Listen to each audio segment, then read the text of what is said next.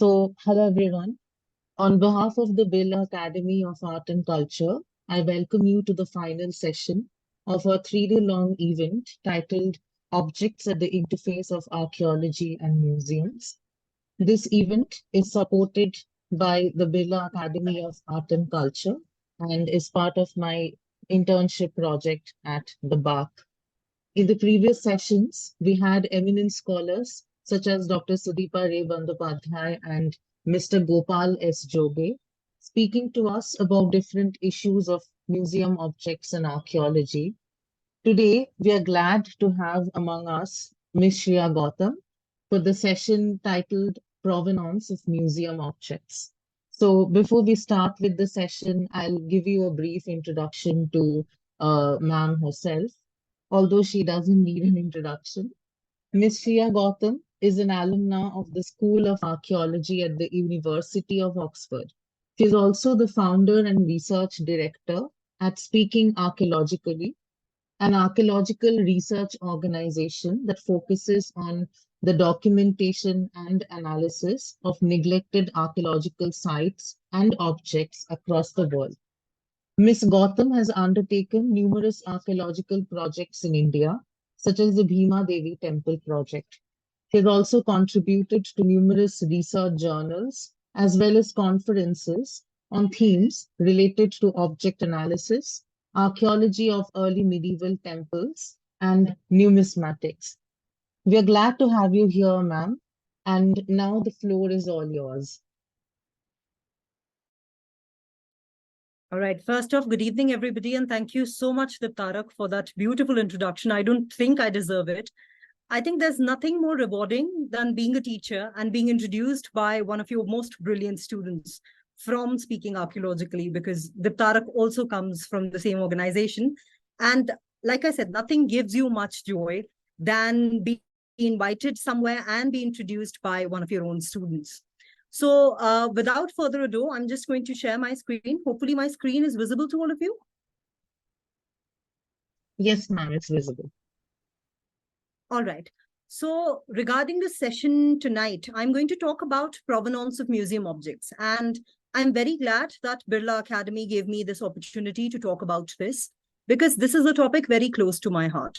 At Speaking Archaeologically, right from our very incipience, museum visits have been very, very important. And for those of you who don't know my career graph as such, I am primarily an object analyst and a site analyst. So my area of archaeological expertise is sites and objects. Now, objects to me have always been very important because objects can tell you so much about a particular culture, about how something began and how something developed. So it's not just a culture that we are predominantly talking about when we analyze an object. We're also looking at things like technical development, scientific temperament of a particular society or a particular group of humans. We're also looking at how humans interact with a particular material that they're subject to. So provenance of museum objects is something that I feel very strongly about. And I'm very, very fortunate and very, very grateful that Academy gave me this opportunity to talk about this. So without further ado, let's start.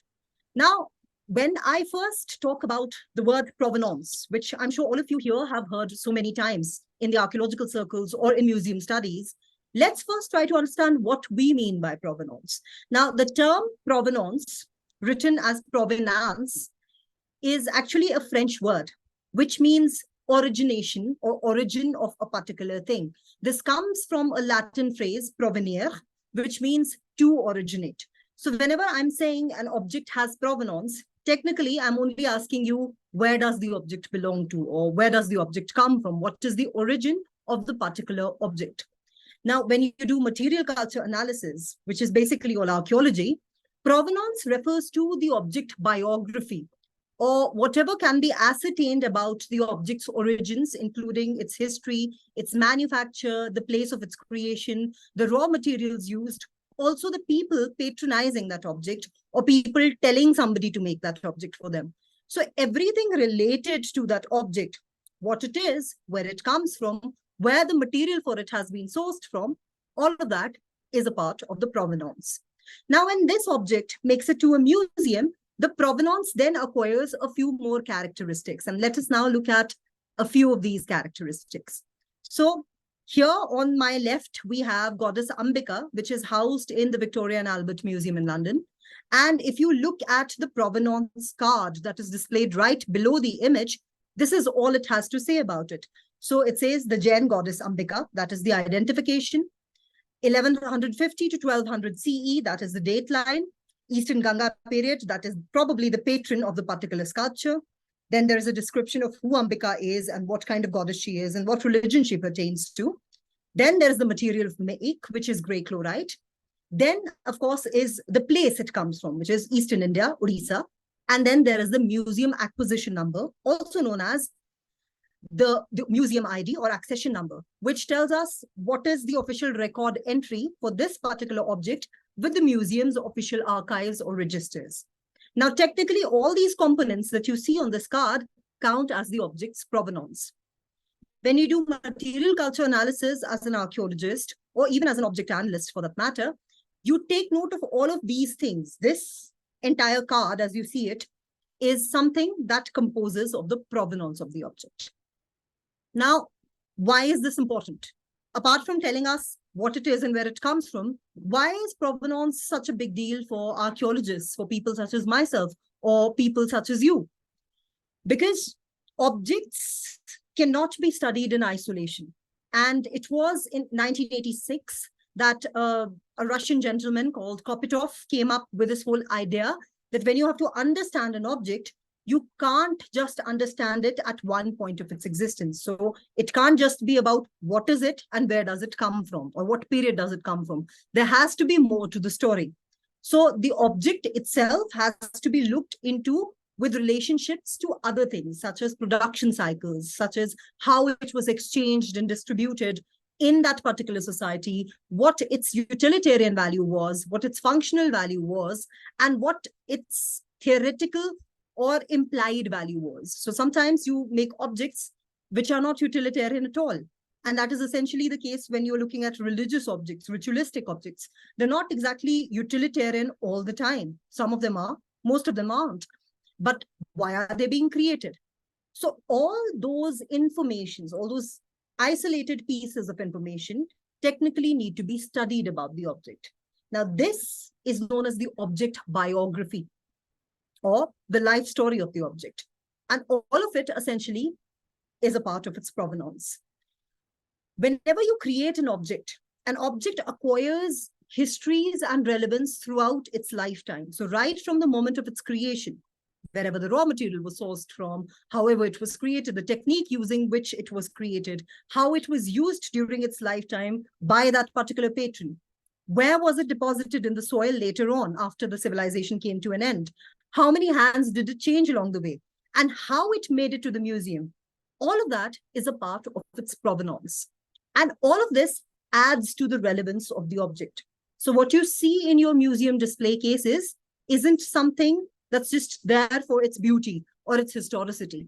It's also there for its cultural biography or the entire chain of events that the object has gone through in its entire lifetime up until that moment that it has made it into the display case. So in order to understand an object effectively, what you need to do is look at all these cultural contexts through which the object was first created, sourced, produced, used, and then how it changed hands and eventually moved into the museum spaces. Now, one of my own professors from the University of Oxford has worked extensively on object biographies. And most of you know him by the name of Professor Chris Gosden. And he tells you that histories of many objects are composed of shifts of contexts and perspectives. Sometimes you have the same object that's changed so many hands. The Kohinoor diamond, for example. And the relevance for the diamond has always been different. At the time that it was sourced, it was just a precious diamond. It then came to the court of Alauddin Khilji, became a position, an ornament of power, essentially. In the Mughal times, it became the diamond that was to govern the emperor of India. It was then taken into Afghanistan and stolen again as a piece of loot. It came back to Ranjit Singh's court, again as a prestigious object or as an article of distinction. And it was then taken by the British or acquired by them, and it's still with them as a memento of colonial power and colonial establishment over India.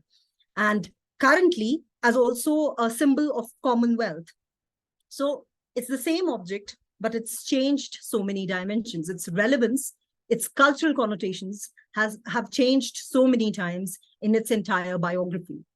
So all of this, of course, is very, very relevant if you want to study what the Kohinoor is all about. Similarly, let's not talk about something as glorious as the Kohinoor. Let's just talk about maybe a piece of a pottery sherd. That's essentially equally important. The life story of a pot, right from its creation to its deposition in the mud, is extremely important for archaeologists. And connecting these object histories then helps us understand how the society was dealing with a particular thing. So, simplifying it, what does the provenance basically include? It generally includes the object identification. You need to know what the object is. So it just can't be a thing. The thing has to have a name. Is it a piece of a pot? Is it a painting? Is it a miniature? Is it a sculpture? So on and so forth. What it contains by being a sculpture is equally relevant. So what kind of sculpture is it? Is it secular? Is it religious? If it's religious, whose sculpture is it? Which god is it? Or which goddess is it? What area does it come from? What was its fine spot? What was its dateline or historic period? What raw material is it composed of? What was the technique of using that raw material and making it into this particular article that you see? Where is it currently located? If it's in a museum, what is its museum ID or accession number? And then what are the other details of ownership? Is it owned by the museum, or has the museum acquired it on loan for display? You might have come across provenance cards in various galleries and various collections where it says part of a private collection or acquired with special permission from ASI or donated to the museum by so-and-so. That information is also equally important when you're talking about provenance. So on the top here, I show you what the provenance includes, but on the bottom, you can see a provenance card that is compiled for archaeological purposes. So this is right out of a visual database that an archaeologist creates. It says the name of the object is an unidentified bird. It gives you the accession number, the date line, what kind of school of art it comes from, where is it presently located, and what it looks like. So moving on, wrong provenance and objects. Now, I'm currently looking at the same picture that was in my parents' slide, and I'm sure so are you. And if provenance is so important, getting it wrong is equally dicey or equally tricky. Now, this beautiful sculpture from the Hoysala period is from the Western Chalukya period, is at the National Museum. And I'm pretty sure anybody who's been to the National Museum, Delhi, has probably come across this sculpture. It's very prominent. It's right in the main entryway. And it has been described as Mohini, a female representative of Vishnu. And it's right there in the main antechamber. But interestingly, it's a figure of a woman holding a mirror and looking at her reflection in the mirror. Now, why this has been identified as Mohini, there is no indication. Interestingly enough, right next to this object is yet another parallel. So there's yet another figure of a lady holding a mirror from a different area, from a different timeline. But again, there are no inscriptions telling you whether it's Mohini or not. There are no inscriptions talking about what this is. And if I were to look into primary texts, the primary text just tells me that this is a Darpan Dharani, or a woman holding a mirror. Now, Darpan Dharanis are extremely misunderstood and extremely ill provenanced objects in museums. You will probably find a Darpan Dharani in almost every museum there is. And Darpan Dharanis, if you look at them historically or archaeologically in the Indian context, you'll find them right from the Gandhara period of art to as late as the 19th or the 20th century. Now, my problem with Darpan Dharani and its wrong provenance started somewhere in 2017, 2018, when I was working with the Bhima Devi project, and we had a Darpan Dharani sculpture there in the project itself. Interestingly enough, at the same time, simultaneously, Speaking Archaeologically also embarked on the stupas of Eastern and Western Punjab as a project. And we were coming across more Darpan Dharanis now from the Mathura and the Gandhara School of Art. And everybody was looking at essentially a figure that looked extremely alike, but there was no provenance, so there was no identification. If it was in a museum in Germany, it was described as a Naika. If it was in a museum in France or in England, it was described as an Apsara sometimes. But what it really was very, very problematic, because those of us familiar with Indian iconography and Indian archaeology would know that there is also a figure called Sura Sundari or a Madhanika, and Darpan Dharanis very commonly are found in South Indian temples and are referred to as the Sura Sundari or the Madhanika figurines. There's an 11th century text called the Shilpa Prakash that identifies a lady holding a mirror as a Darpan Dharani. And although the origins of Darpan Dharani can be traced to the Greco-Roman art period of India, which is the Gandhara period of art, Darpan Dharani itself has never had any religious or social significance described in any of the texts up until Shilpa Prakash comes along. So when you look at this particular beautiful figurine at the National Museum, it's very, very surprising that it should be called Mohini, because A, there is no inscription saying it's Mohini. B, there is no cultural context that relates Mohini figurines. So those of you who are familiar with what Mohini is, it's Vishnu taking an Apsara's form or roop and coming to slay a demon. Mohini generally has a chakra in her hand. So if you've seen any Mohini depictions in sculptures, she is generally shown slaying a demon, and she generally has the Sudarshan chakra in her finger, much like Vishnu. So why would this particular sculpture be identified as Mohini, whereas there's a parallel sculpture that looks exactly alike, but is from Madhya Pradesh, and the museum doesn't say anything at all. It just says sculpture of a lady holding a mirror. So this is the problematic provenance. And what has essentially happened here is the first critical thing that is necessary for correct provenance, which is object identification, has gone wrong. Now, this sculpture propelled me into looking more into Darpan Dharanis, trying to trace their origins, trying to trace where they came into Indian art from, because all art is essentially derived. All material culture essentially comes from one particular parent culture and then percolates the mainstream. For example, the Pashupati seal, you get a representation of what may be a proto-Shiva figurine, and that eventually percolates into Indic art as Shiva Pashupatinath as we see him today. So similarly, where did Darpan Dharani come from? What did it mean to be a Darpan Dharani? Why were these sculptures important at all? Were they just being created as replicas that eventually gained momentum, like the Shal Bhanjakas, for example? Or did they have any relevance of their own? And that's something that I started looking into. To my surprise, the 38 samples that I had in my cache that I photographed from museums across the world, and I was looking into, every identification within a museum was different from another. So if I had to create a database of parallels, it was impossible to classify it as a single figurine. And that's essentially what propelled me into thinking about problems of wrong provenance or faulty identification of not just sculptures, but all kinds of artifacts.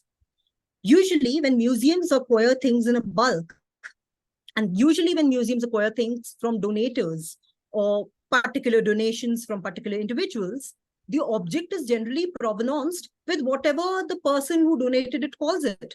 So for example, if I were to call it a Mohini sculpture, the museum would just take my word for it, because I was essentially the owner who donated it to the museum. What doesn't happen is a deeper investigation into what the object really was. Also, what doesn't happen is a deeper codification and classification of the object biography or the object context. So while here it says this is from Gadag, Karnataka in 12th century CE, it doesn't say what temple it is from.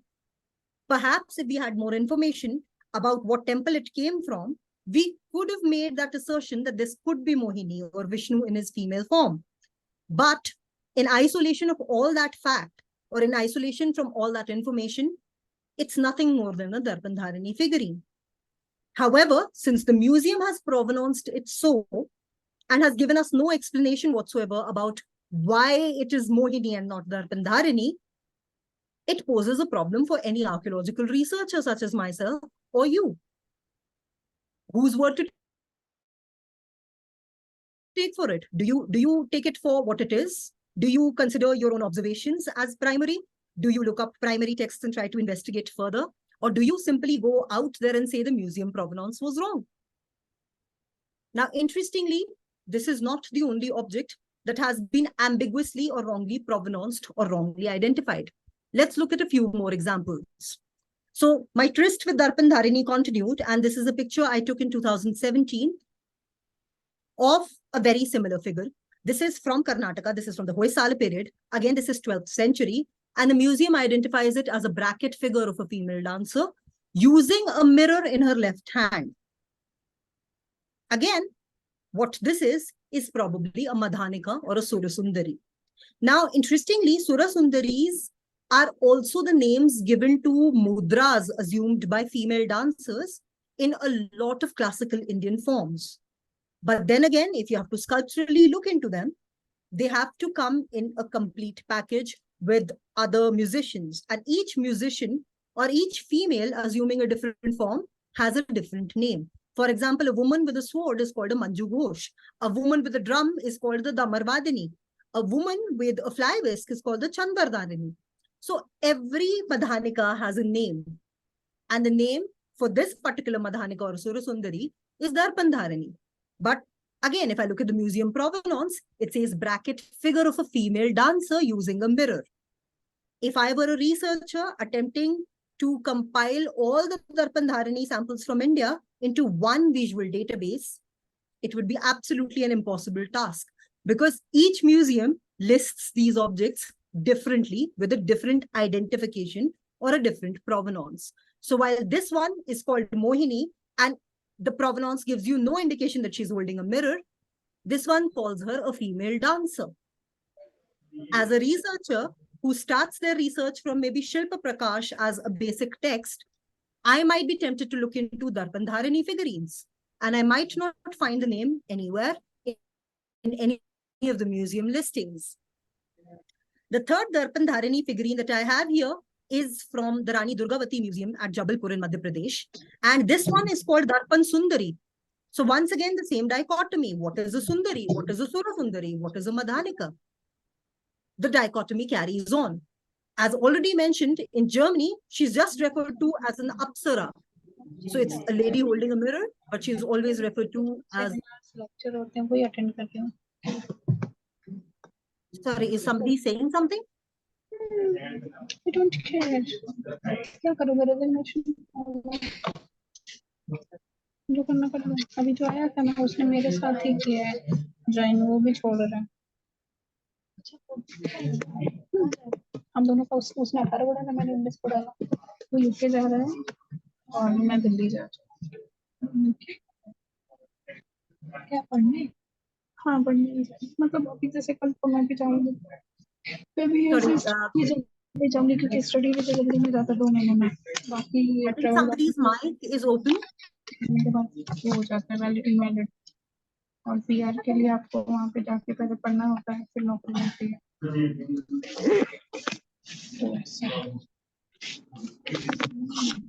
All right, so carrying on then, how do you identify which one's a Darpandharani, which one's an Apsara, which one's a Surasundari? Are they all the same thing or are they all entirely different from each other? And when you're trying to collect or collate this information as a researcher, things become essentially more problematic. Now, this moves us on to yet another category of objects that are often very wrongly provenanced or ambiguously declared by the museums as something. Here we have a very beautiful painting from Noorpur, and it's a hybrid of the Noorpur Vasholi school. It's called the Tearful Radha, and I just saw this in V&A Museum in London. And what struck me was it says Tearful Radha attributed to Kripal Singh of Noorpur, Basholi School of Art, circa 1660 to 1670 CE. And that's what the museum provenance has to say about it. If you see the lettering on the side, it says 35 or 36. And essentially the provenance comes from the couplet behind the painting itself. But what this essentially shows us is Radha as the Khandita Naika. Now, if you were to read Natya Shastra, you would know that the Natya Shastra classifies a heroine in love in 8 different forms. And out of that, a Khandit Naika is somebody who's upset at her lover or upset at the hero for not making it at the appointed time, or for betraying her, or for her feeling left out, put down, or ignored. While there's nothing wrong with the verbatim translation of the couplet behind, identifying the heroine here as the tearful Radha, because this is clearly Radha and Krishna. What is problematic is somebody who's studying the Naika Bhed might not identify this painting immediately as a Naika painting, or Radha as an Ashtanaika. And that brings me to the second project that I went on to do, which was, why is a quantitative analysis of the Naika figurines so very important when you are studying Indian miniatures, specifically the Pahadi miniatures? So why remove them from the context of the story itself and analyze them with reference to Natya Shastra, the depiction of the heroines that they're supposed to be showing? Because Rasika Priya, which this is an illustration of, or Geet Govind, which again this is an illustration of, is a text or a treatise written with the Natya Shastra and the Naika Bhed in mind. So when you're studying Rasa Siddhant and when you're looking at Naika Bhed, studying these paintings become even more easy. Whereas when you couple them as Geet Govinda paintings, you might just look at it verbatim or in relation to the text itself, but you might not look at it as what it's trying to show. So what this shows is Khandit Naika, and what we have in the name of museum identification is a very ambiguous provenance that absolutely tells us nothing about why the tearful Radha is tearful at all, or why is this such an important painting culturally or archaeologically. You might not even club them together while trying to study Naikas. Another problematic Naika again comes from National Museum. Now this one has been described as a Vesakka Saja Naika. Now Vesakka Saja, if you go by Natya Shastra, is somebody who's all decked up and she's preparing herself as well as her house for the return of her lover, who has probably gone abroad and is coming back after a long period of time. So she's all decked up and she's getting everything ready. If you were to look up Vesakka Sajanaikas, Vesakka Sajanaikas are generally portrayed in the forefront getting dressed, or they're probably helped by other people in their toilet, while there's always a depiction of somebody attending to the bedchamber who's dusting sheets or probably changing sheets and everything. And you can see that the Naika is looking at the door, or she's looking at wherever the pathway is, and she's waiting for the lover to come. Very close to the Vesakka Sajanaika, or probably the next stage of the Vesakka Sajanaika, is once she's prepared everything, she's now waiting for him to actually come. So she's either standing by the door or sitting on the bed, decked up, or sitting in the forest on a bed of leaves, waiting for him to come as the night proceeds. And this second Naika, so the stage after Vesakka Saja, is known as the Viroha Kanthita, or the Utka Naika, who's eager for the return of the lover now that she has attended to her household duties. Now she has beautified herself and her house. She's just waiting for him to come. So saj dhaj ke guest ke liye taiyar hone wala jo stage hai, that is known as the Viroha Kanthita Naika. Now this is very clearly a Viroha Kanthita Naika because she's already decked up, she's sitting there, and she's sitting on a bed of leaves in the middle of a forest, which is probably where she's waiting for her lover or her husband for. But she's been described as the Vesakka Sajanaika. Now, there is, of course, a very close relationship between Vesakka Saja and Viroha Kanthita, but the visual identification is the biggest giveaway. If she were preparing the bedchamber, or if she were setting these bed of leaves around her, or if she was getting dressed here, should very easily be the Vesakka Sajanaika. But because she's already gone past that stage, she's already decked up and she's already, that's why she's the Utka Naika or a Viroha Kanthita Naika. Again, this has been on display at the National Museum in Delhi, and it's from the Garhwal School of Art, but it has been identified as the Vesakka Saja instead of Viroha Kanthita or Utka Naika. Yet another problematic wrong provenance, which might hamper anybody studying the Ashtanaika, and it might hamper their analyses. So coming on, another painting from National Museum, and this has been described as the battle between Rustam and Sohrab.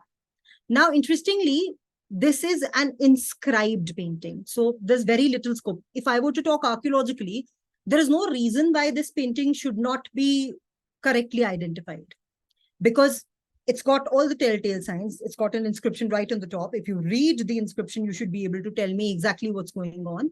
And which you, once you do, it says the both armies looking at the fight of heroes, also Camus and Khakan of China looking at the face and body of the power and revenge of Rustam.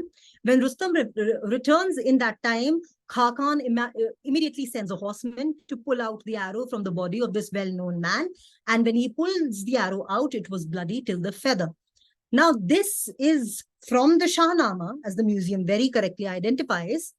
The hero shooting the other person is, of course, Rustam, but the man lying on the floor is not Sohrab. Because if you are familiar with the tale of Shahnama, Rustam and Sohrab are father and son, and they don't know that, Rustam doesn't know this is my son. And he accidentally ends up killing Sohrab and then realizes he's killed his son accidentally.